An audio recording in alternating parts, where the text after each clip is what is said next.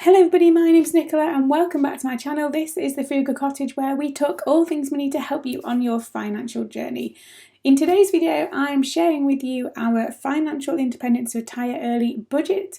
I get lots of questions about this, so I thought I would share you what our kind of basic numbers will look like when we get there.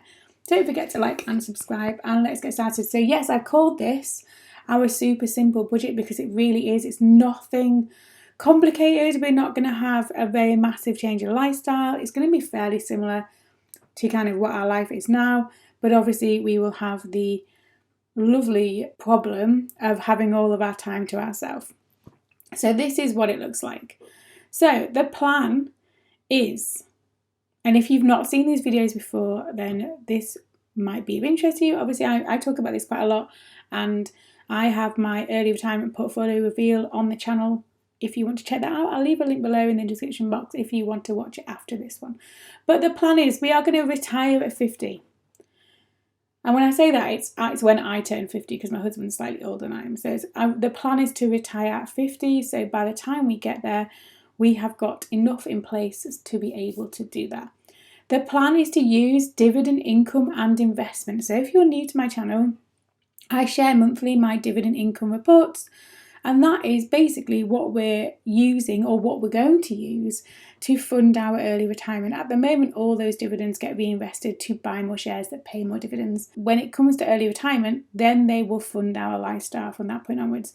And in fact, the strategy there is hopefully the majority of it will come from dividend income, so income producing assets, but they might have to be a point where we sell some of those as well. So then a combination of income from dividends and selling off holdings in our investment portfolios.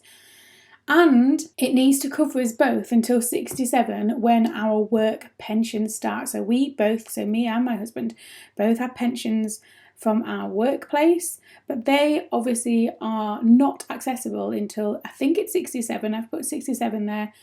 Obviously that might change in the meantime, but it's 67 at the moment. So that's the general plan, and this is what our expenses should look like when we get there. So in terms of percentages, so we've got fixed expenses, so things that we will still need to pay every month at 55%, variable at 29%, and 16% is one-off purchases. And this is a monthly budget here that is showing there. It would be better, I suppose, if we could get the fixed down to 50%, but I'll show you what the numbers are a bit later on.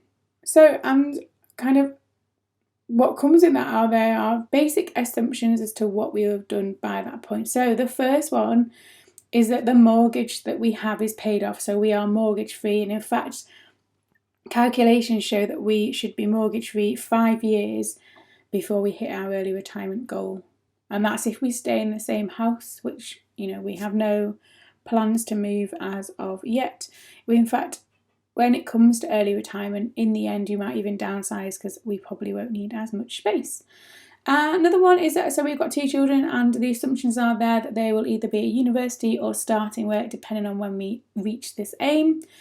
We will have, and we already started saving for this, a different pot of money set aside to help with the university expenses.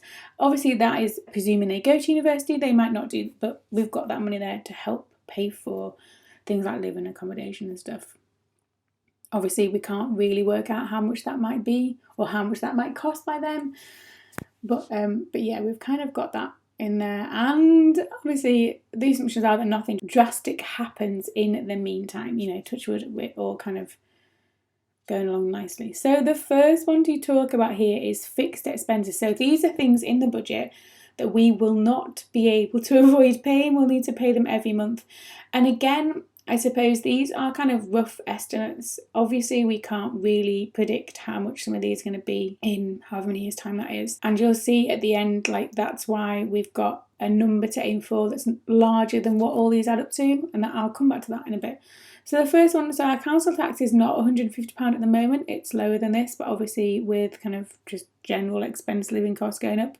But that water rates again, so all of these in this budget at the moment are more than what we pay for currently for these things, but it's kind of just to add on that bit because obviously prices will go up as time goes on. So water £60, gas and electric, I suppose, £75, TV and internet £50, mobile phones £45, insurance. So this, I think, when we get to early retirement, this will basically be like critical illness cover. We won't need income protection any longer because we won't need it. And then food comes under fixed expenses because obviously we all need to eat. And that there, fixed expenses comes to £690. There are obvious things that are missing from the budget on this that we pay for at the moment because it's a very different kind of lifestyle that we're aiming to have in the end. And that is like I said, so that represents 55% of this budget. The next one to talk about is variable expenses, so the things that can change month in, month out. So some months will be more, some months will be less, that's okay. First, miscellaneous, £150. Remember, these are monthly figures. Travel, £100. So I mean, when I put travel here, I mean like things like the car expenses, basically, so petrol and things like that. Not envisioning having to pay lots or go lots of places every month, but we'll see how it goes. Clothes, I put £50 a month. Now, if you watch my channel regularly, you know that that's probably really overly optimistic for what we spend on clothes, but again, it's there. And fun, £50 a month, because we're going to have all this free time to ourselves, so we need some kind of fun money in there as well, and that adds up to £350. And then the final category is, I've called it one-offs, because obviously there are things that kind of pop up some months that you don't have in other months. And I put that this is a tricky one to budget, because how do you budget for those every month? Do you just budget for those as and when they happen? It was tricky to work this out, but I decided to put it as a monthly figure for now, and that is £200 a month. And so some months we might not spend any of that, and then it's there in the pot for next month, if that makes sense. So things in our budget now that won't be needed later, so things at the moment that we pay for, so children related expenses, you know, hopefully they're at the stage in life where their expenses are perhaps, we've either got the savings pot there to cater for them already, or they're in work and earning their own money. Savings and investments, so putting money aside every month at the moment for investments is quite a big chunk of our budget. Obviously, when we get to this stage, we've done it, we've made it. We don't really have to add any more to that unless we want to. Mortgage payment, again, so like I said, we are assuming that we are going to be mortgage free by that, and our mortgage payment is, again, a fairly big chunk of money. That won't be there, and neither will mortgage overpayments for the same reason. So there, if I look at that list there, in terms of our budget now, they are some really big numbers in our budget, and we won't need to pay for those later on. Yes, obviously there might be different expenses related to our children, but not in the same way that they are at the moment, and that's okay. So if I then show you the total budget all in, it looks like this. So fixed expenses, £690, variable expenses, £350, and one-offs, £200, and that adds up to £1,240 a month, which seems quite low, but remember, we've got rid of all the kind of expensive things that are taking all of our money at the moment. And remember, this is just a kind of an estimation. It's not maybe what would happen, but we'll see. So in terms of total budget, so what we need, so this is what it is monthly. Oh, made a spend mistake there, ignore that. So yearly, we would need £14,880. And this is where our FIRE journey differs from maybe other people. What we're aiming to do is we're aiming to bridge the gap between retiring early and our pensions kicking in. So that is 17 years we need to find or fund the lifestyle for, in terms of leaving work early and then having additional income sources kick in. 17 years. So on the basis of these figures, the total we need is £252,960 altogether. Still a fair chunk of money.